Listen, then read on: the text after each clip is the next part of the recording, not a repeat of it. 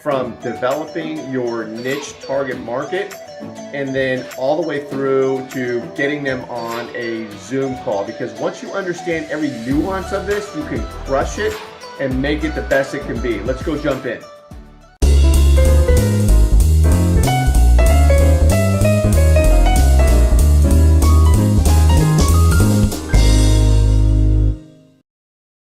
Hey, I want to jump right into this. This is the process of lead generation, the very top of it, starting with your list build and then what happens right after that. And I want to focus in on this. This is really important to wrap your head around this. I'm going to go to the whiteboard here and just highlight some things here. So first of all, we all obviously got to reach out, build a network, do lead generation. I work with a lot of executive coaches, Vistage Chair, small businesses, and this is always a big deal because we want to build a network, build a community, uh, get on calls, and convert, of course. So it all starts with when you're reaching out, the list build. Got to have a list. Who are the people you want to reach out to? So you're identifying your prospects, your ideal prospect, and reaching out to them. And I'll get into the nuance here. And so, how do you build a list? Well, there's list brokers. You can go buy a list. They've been around forever. I remember back in the day when I was starting, they used to come around the office with these 3x5 cards of the Glengarry leads. Hey, these are the greatest leads on the planet. Here they are. They sell them to you, and tell you we haven't sold these to anybody else. You're the first one. And so list brokers, interesting history there. Obviously, they're still around. It's gotten a lot more sophisticated. There's a million of them, and you can go that route. I don't go down that route with clients. Mostly have because I don't need to. But that's problematic. It's expensive. It's not cheap. There's a million of them around. Many of them are lame, and so you got to be very careful. It can be a waste of money, and they sold those leads to 10 million other people. So but list brokers are everywhere, and then you can scrape websites. You can hire somebody to scrape a website and so forth. This is problematic. Uh, and then there's Sales Navigator, which is I'm going to focus on because we're on LinkedIn, and this is a LinkedIn outreach campaign that I'm going to focus on here.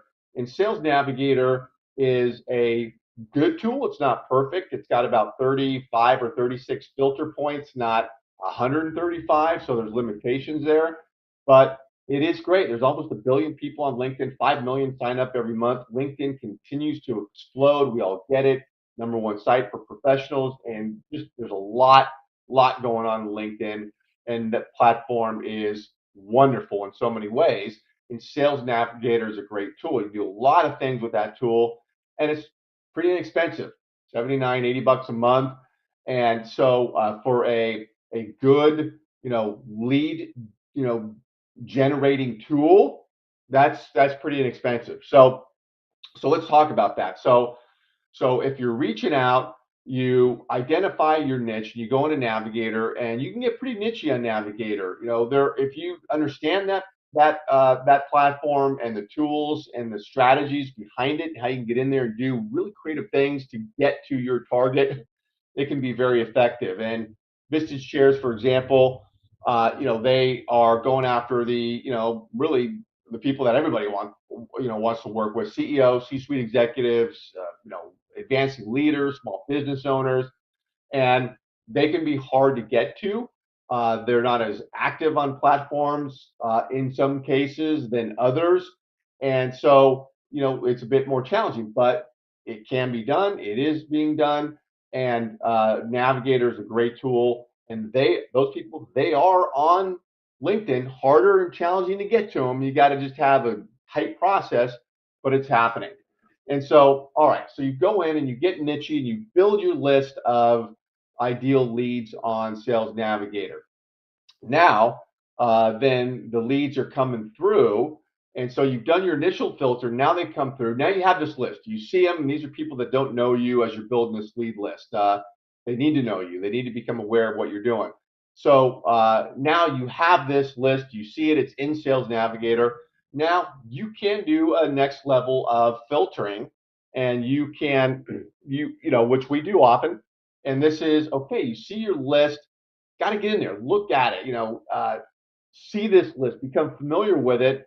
Now you can do some vetting of that list, even though you've already done the Sales Navigator vetting. Now you can do additional vetting. You can look for, go in there and look, make sure the company size is right. You can use Zoom Info, free version, to get a revenue number on companies, for example, because it's very hard to get that. You can't really get that on LinkedIn, on Sales Navigator right away. So you can filter and then start pulling people out of that list before you even start the outreach. So you can get that list really tight of people you want to reach out to, if you're doing it here the right way. Okay, so then you get into the outreach.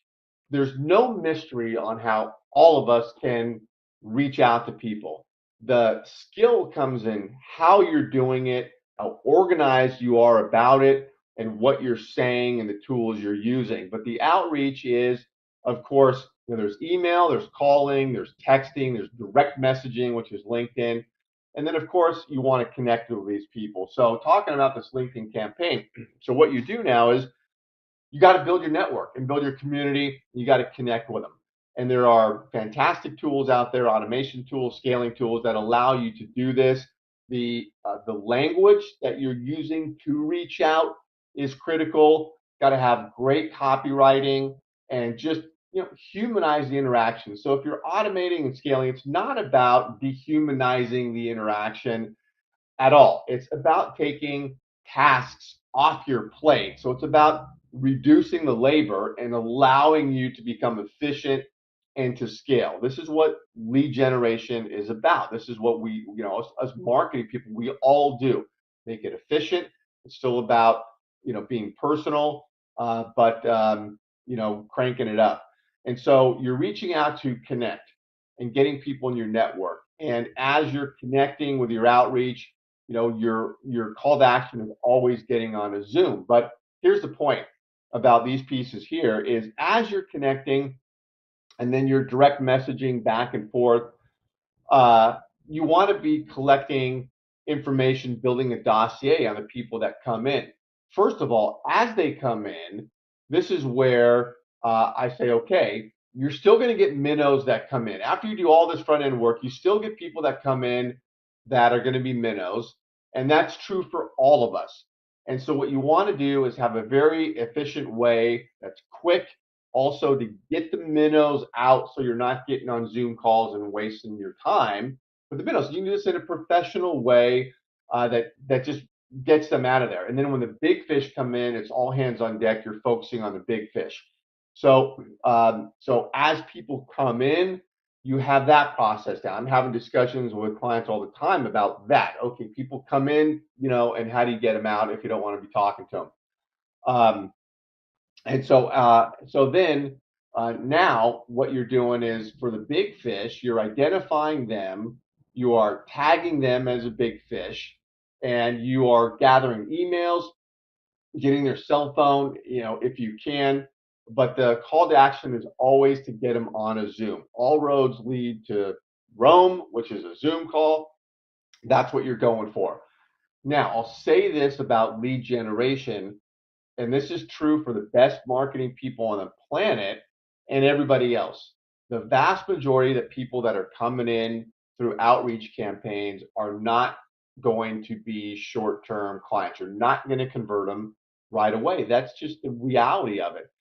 80% plus are going to be longer-term leads. So the way to wrap your head around this is have automation, scaling going on, robust, tight process. It's all professional. They come in, knowing as they come in and you talk to them, they're going to be longer term leads. So you'll have the low hanging fruit. You get them in your pipeline. You're moving them downstream. All that's good. All of us get a few of those here and there.